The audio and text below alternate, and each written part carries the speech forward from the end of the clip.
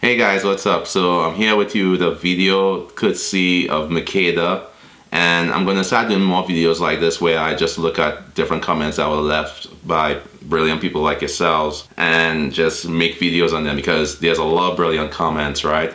So Roche actually chose this one because she thought some of the things Makeda touched on were very interesting, and I could see why, right? So here's Makeda's comment, so you can see it for yourself. And without further ado, we will jump into what she was saying, or he. You have to be very careful. So some of the things Makeda mentioned was like the healing of Casca, how to move forward, the Moonlight Child, and the egg guts carries, right? You're probably wondering why I'm looking down a little bit, which is rude, I'm so sorry, but it's because I have a list. As you can see, it's my chicken scratch handwriting, but yeah. Anyways, just so I could stay on point, right? So Makeda mentioned about the healing of Casca, and if you guys know, because you should be, caught up in chapters, Casca has finally been healed, well, somewhat. Whenever she sees Guts, she goes into this rage, freaked out mode where she can't even think straight, and she crumples up and goes into the fetal position, like, oh my god, right? So moving forward, how could they possibly heal her? And we don't know yet, right? Because that hasn't been revealed. Maybe defeating Griffith lifts the curse completely, or maybe they could go back in the mine again to fix everything, or what have you. But we don't know exactly what course of action they're going to take just yet. But something very interesting that, I was thinking about when I was reading Makeda's comment is like, wait a minute. Is it possible that, and just hear me out, it's going to sound very far-fetched, but is it possible that Griffith knew that Guts and Casca were going to escape the eclipse, so he messed up Casca's mind, and then he knew that, Casca was going to be healed somewhere down the line, but he did it in such a way that no matter what, Guts and Casca could never have that bond again. So he knew that Guts will have to return to him to try to lift the curse. And the reason I'm bringing that up is because of how, it was mentioned in Makeda's comment, how, Guts and Casca, how they're going to move forward from these events. And the only way to move forward is to completely fix it, because they will never be able to have a life together if, every time she sees Guts, she breaks down. And it's crazy to think, what if Griffith knew all these things?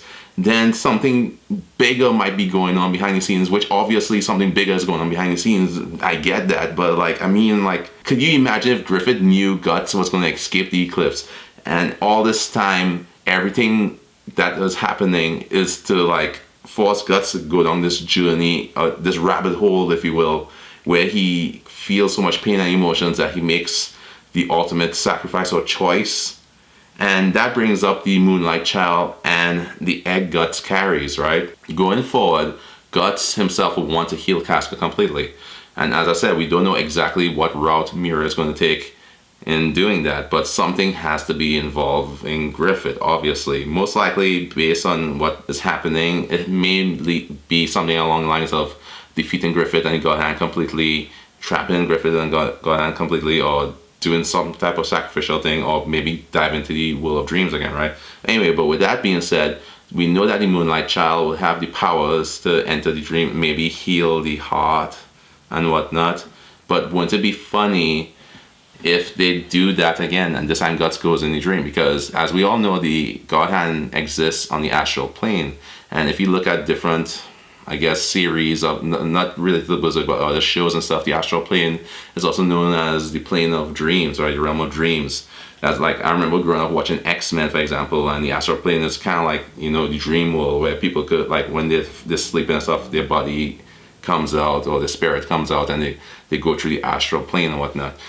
But anyway, the whole point is maybe the Moonlight Child could assist them to try to revive Casca completely and clear her mind, but then it is revealed at that point that the Moonlight Child and Griffith are one and the same, and they have this meeting in this astral realm. But because it's the astral plane and we saw the world of dreams works a certain way, Guts is able to fight there in a more aggressive manner and defeat Griffith and the God Hand there, right? Because he would have access to the type of world of dreams that we saw with Shariki and Farnes, right? And the more I think about it, I know it sounds crazy and far-fetched, but Guts, as he is right now, is unable to fight these beings at their full power because they are practically gods. But we saw that Shiriki and Farnes, they were able to manifest all sorts of powers and abilities while they're in this world of dreams, and they were there for years or whatever. So that's just one thing I was thinking about. And, you know, something has to give with the Moonlight Child and Casca and Guts. Like, there has to be some big reveal where they understand fully the roles that they each have in this child's life. And the one thing that links all three of them together is this child. And when I say this child, Guts, you know, Griffith and Casca, that's their bridge to each other. And as far as everything goes with that, the egg that Guts carries, it still hasn't been revealed as to how this egg is going to be utilized. But the fact that Guts carries the egg means that it's of some importance or significance. It would be crazy to think that Guts uses it to make some type of sacrifice and, you know, become an apostle.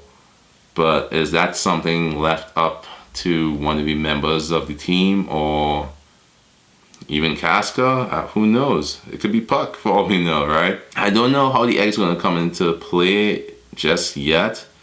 I don't know if there's anything significant about the egg itself, but I think obviously it's probably meant for one of the members of the team, or maybe it's acting as a key for something else that we don't know about, because as we know, behelots are very rare artifacts. And now I think about it, since this one that we saw and the ones that are on Skull Knight's sword, we really haven't seen any behelots as of late. So that could be something very significant. Maybe Guts is carrying it for Rickard, or who knows, right?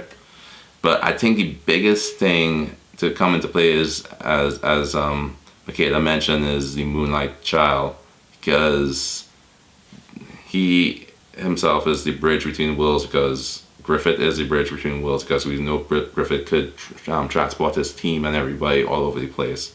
And the Moonlight Boy, or the Moonlight Child, has the ability to go through the world tree and travel all over. And he loves his parents, but he's still linked to Griffith. And I wonder if that in turn affects Griffith's emotions. I think it does. But you guys tell me what you think and comment below.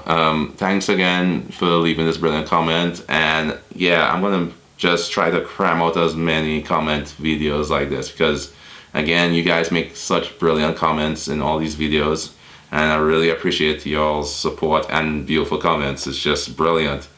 Just need to try to keep up with it. But anyways, over and out. Take care.